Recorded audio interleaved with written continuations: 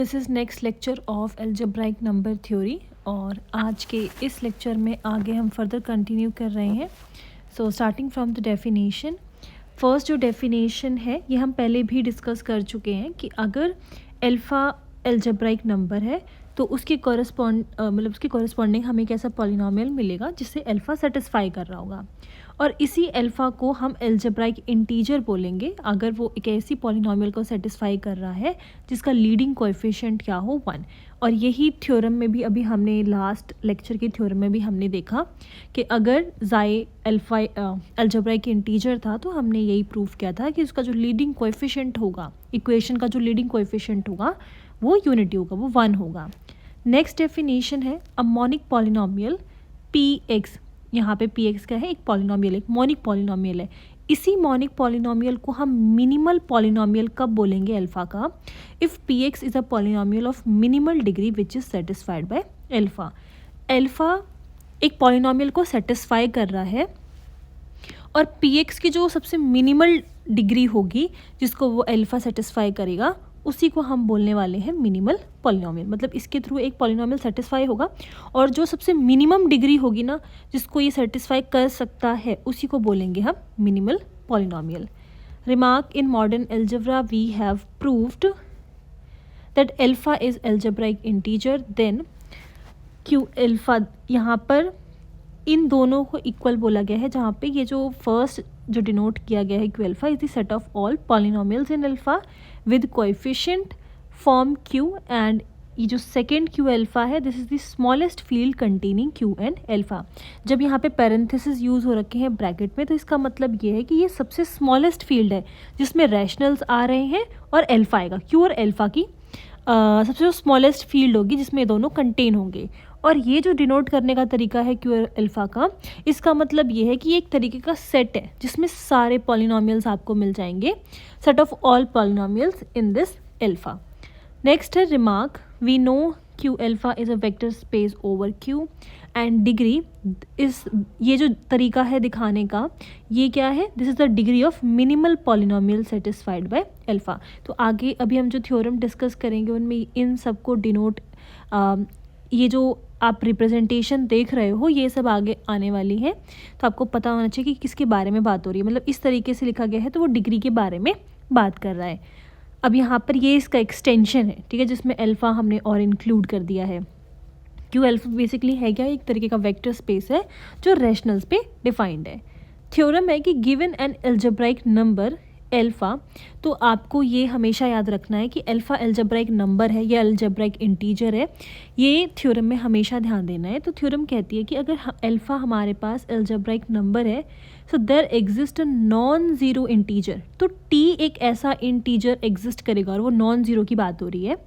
Non zero integer T ऐसा exist करेगा कि टी अल्फ़ा भी हमारे पास एक एल्जेब्राइक इंटीजर होगा।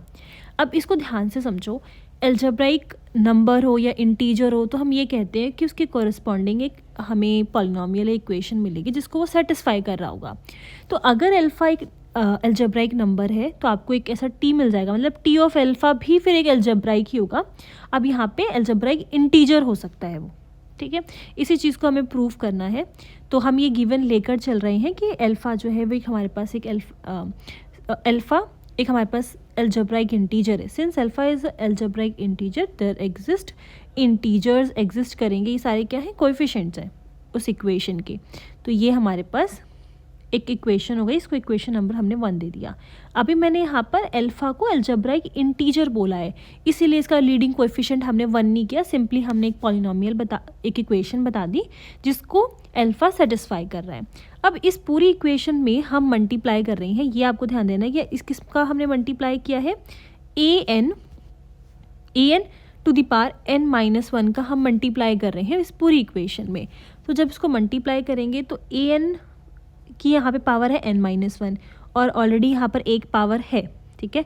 तो -1 + 1 यहाँ से हटकर ए एन की पावर n हो जाएगी, ठीक है।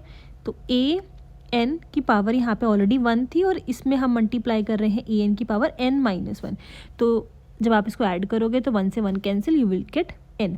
तो alpha n as it is, बाकी यहाँ पे भी मल्टीप्लाई कर दिया a n to the power n minus one and so on, इस पूरी इक्वेशन में मल्टीप्लाई हो जाएगा इस टर्म का। तो ये इक्वेशन हमारे पास आ जाएगी। उसके बाद नेक्स्ट, अब यहाँ पे मैं जहाँ ए एन अल्फ़ा जो मुझे मिल रहा है उसको मैं उसके कॉरस्पॉन्डिंग मैंने एक पॉलिनोमियल बना दिया, और जिसमें मैं ए एन अल्फ़ा एक्स की जगह पे पुट करती हूँ, तो ये सेम इक्वेशन मेरे पास आ जाएगी। ठीक है, तो ए एन अल्फ़ा इसको हम कैसे लिख सकते हैं, ए एन अल्फ़ा, और इसकी होल पावर आप रेज कर दो n, तो यहाँ पे मैं इसकी जगह पे x लिख सकती हूँ। ठीक है, तो ए एन अल्फ़ा की जगह पर हमने x कर दिया इस इक्वेशन में। तो बेसिकली ये क्या हो गया, ये एक हमने इक्वेशन या पॉलिनोमियल दिखा दिया, और इस पॉलिनोमियल में क्या सेटिस्फाई कर रहा है, ए एन अल्फ़ा सेटिस्फाई कर रहा है, दिस इज इक्वल्स टू 0। तो ए एन अल्फ़ा हमें ऐसा मिल गया। ए एन अल्फ़ा क्या है कि अलजेब्राइक इंटीजर है, तो इसी को आप टी मान लो, क्योंकि उसने तो बोला है कि एक नॉन ज़ीरो इंटीजर आपके पास एग्जिस्ट करेगा। तो यहाँ पर ए एन अल्फ़ा मुझे मिल गया जिसको मैं टी मान रही हूँ, सॉरी ए एन मुझे ऐसा मिल गया जिसको मैं टी मान रही हूँ, तो टी अल्फ़ा हमारे पास क्या हो जाएगा, अलजेब्राइक इंटीजर। स्टार्टिंग से ही हम अल्फ़ा को अलजेब्राइक इंटीजर लेके चले थे, और उसके लिए हमने एक पॉलिनोमियल दिखाया, और क्योंकि हमें टी ऑफ अल्फ़ा प्रूव करना था कि वो एक अलजेब्राइक इंटीजर है, इसलिए हमने पूरी इक्वेशन में उसका मल्टीप्लाई कर दिया। तो इसके कॉरस्पॉन्डिंग ए एन अल्फ़ा के कॉरस्पॉन्डिंग मुझे एक पॉलिनोमियल मिल गया जो उसको सेटिस्फाई कर रहा है। सो हमने प्रूव कर दिया कि T alpha is an algebraic integer. Next we have important definition that is of general quadratic field, और यहाँ पे ये जो वर्ड क्वाड्रेटिक है तो सिंपली डिग्री 2 की बात हो रही है, क्योंकि क्वाड्रेटिक का मतलब डिग्री 2 होता है। तो हमने एक फील्ड की बात की है, यहाँ पर फील्ड के क्या है, कॉम्प्लेक्स नंबर की फील्ड है।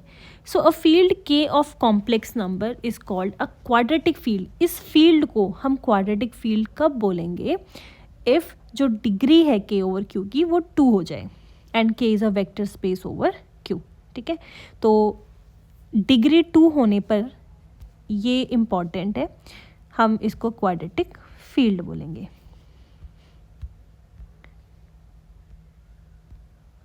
नेक्स्ट थ्योरम है, इफ़ के इज़ अ क्वाड्रेटिक फील्ड। अभी हमने इसकी डेफिनेशन पढ़ी कि के अगर क्वाड्रेटिक फील्ड है तो मतलब के ओवर क्यू की जो डिग्री होगी वो क्या हो जाएगी, 2 हो जाएगी। There exist a non zero square free integer m such that कि के को हम कैसे लिख सकते हैं, q रूट m। यहाँ पे मैंने डेफिनेशन भी लिखी हुई है स्क्वायर फ्री इंटीजर की। So a square free integer is an integer that is not divisible by any square number. तो एक ऐसा इंटीजर जो स्क्वायर नंबर से डिविजिबल ना हो, लाइक 4 से 9 से 16 से ऐसे नंबर से डिविजिबल ना हो अदर देन 1, ऐसे नंबर्स को हम बोलते हैं स्क्वायर फ्री इंटीजर। तो के हमारे पास क्या है, क्वाड्रेटिक फील्ड है, and there exist a non zero, एक यहाँ पे जो m की बात हो रही है ना उसी को हमने non zero square free integer ले रखा है, तो k हमें इस के इक्वल मिलेगा, यही चीज़ हमें प्रूव करनी है। तो सिंस k को क्वाड्रेटिक फील्ड बताया गया है तो उसकी जो डिग्री होगी वो 2 होगी। Take any c belongs to k, हमने k से क्वाड्रेटिक फील्ड से एक c ले लिया। अब c कहाँ बिलोंग नहीं करेगा, q में बिलोंग नहीं करेगा। ठीक है, तो एक ऐसा हमने c लिया है जो के से बिलोंग कर रहा है, यू से बिलोंग नहीं कर रहा। Now consider 1 C square, these are the 3 elements of K. तो अगर सी के से बिलोंग कर रहा है तो सी स्क्वायर ये सारे भी आपके कहाँ से बिलोंग करेंगे, के से ही बिलोंग करेंगे। So these must be L D over Q. So there exist, जो हमें इक्वेशन बनाने के लिए जिसकी कोएफिशिएंट की ज़रूरत पड़ेगी वो हमने ले लिया क्यू से। सो क्योंकि ओवर क्यू की बात हो रही है तो a naught A1 A2 in Q not all zero, L D है तो सारे ज़ीरो नहीं होंगे, सच दैट कि यहाँ पर हमने एक इक्वेशन लिख ली a naught c square plus A1C plus A2 is equals to 0। Now a naught यहाँ पे जो इसका लीडिंग कोएफिशिएंट है it can not be equal to 0 since otherwise अगर हम इसको 0 के इक्वल कर देते हैं तो ये वाली जो टर्म है ये यहाँ से हट जाएगी, और फिर आप c की वैल्यू निकाल सकते हो। यहाँ से आप इसको शिफ्ट करोगे जगह minus of A2 and divided by AN। तो ये जो आपके पास सी की वैल्यू आ रही है वो कहाँ से बिलोंग कर रही है, क्यू से। और स्टार्टिंग में ही हमने सी की वैल्यू कहाँ से ले रखी, के से, और सी क्यू में बिलोंग नहीं करता। तो यहाँ पे जो हमारा लीडिंग कोएफिशिएंट ए नॉट है वो कहाँ, वो 0 नहीं हो सकता। सो अब हमने क्या किया कि ये जो हमारे पास इक्वेशन है, इस वाली इक्वेशन में पूरी इक्वेशन को डिवाइड कर दिया ए नॉट से। तो हम जब उसको डिवाइड करेंगे तो ये हो जाएगा c square by a one by A naught c and this. अब यहाँ पे हमने इस वाली टर्म को इधर शिफ्ट कर दिया, राइट हैंड साइड पे शिफ्ट कर दिया, तो ये हो जाएगा negative of A two by A naught. Completing squares we get, यहाँ इस वाली इक्वेशन में हमने क्या किया, दोनों side A one square by 4 A naught square दोनों साइड ऐड कर दिया, यहाँ पर भी और यहाँ पर भी।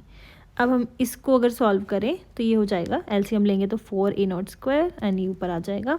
तो हम इसको कैसे लिख सकते हैं, ये तो हमारे पास हो गया कंप्लीटिंग द स्क्वायर्स हमने यहाँ पे यूज़ किया है, तो ये आइडेंटिटी हो गई A plus B whole square की, और ये इक्वल आ गया इसके। Now taking the square root we get, यहाँ इस साइड पे स्क्वायर था तो अगर मैं इसको शिफ्ट कर दूँ तो ये हो जाएगा plus minus of under root this. 4 था तो हम इसको स्क्वायर रूट के बाहर कर सकते हैं, ए नॉट को भी हम स्क्वायर के बाहर कर सकते हैं। तो यहाँ से हमने सी की वैल्यू निकाल ली, minus of A one plus minus of this by 2 A not.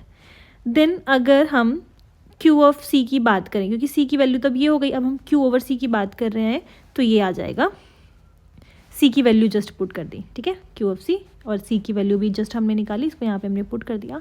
But यहाँ पे ये जो 2 ए नॉट है ये हमारा रैशनल से बिलोंग करता है, तो हम इसको हटा सकते हैं। तो Q of C is equals to this, क्योंकि ये रैशनल का ही है इसलिए हमने जस्ट हटाया है, तो हम वो सब हटा देंगे जो ऑलरेडी रैशनल का एलिमेंट है। तो हम बस उन्हीं को ही लिखते हैं ना कि जो रैशनल्स में बिलोंग नहीं कर रहे हैं, ठीक है, आप उसको एक्सटेंड कर रहे हो तो उसमें सिर्फ वही वैल्यूज़ जाएंगी जिससे उसको हम एक्सटेंड कर रहे हैं। तो two A naught already rational से ही बिलोंग करता है, इसलिए यहाँ पे हमने इसको हटा दिया। बची हुई जो वैल्यू है माइनस ए वन प्लस माइनस, अगेन हम माइनस ऑफ ए वन को भी हटा सकते हैं, वो भी क्या है, रैशनल का एक एलिमेंट है, तो उसको भी यहाँ से हटा दिया। नाउ प्लस माइनस ये वैल्यू लिख दी, ठीक है। अब यहाँ पर हमने देखो ये बी ऑफ, इसको मैं एक बार क्लियरली लिख देती हूँ, यहाँ पर ये लिखा हुआ है दिस इज क्यू,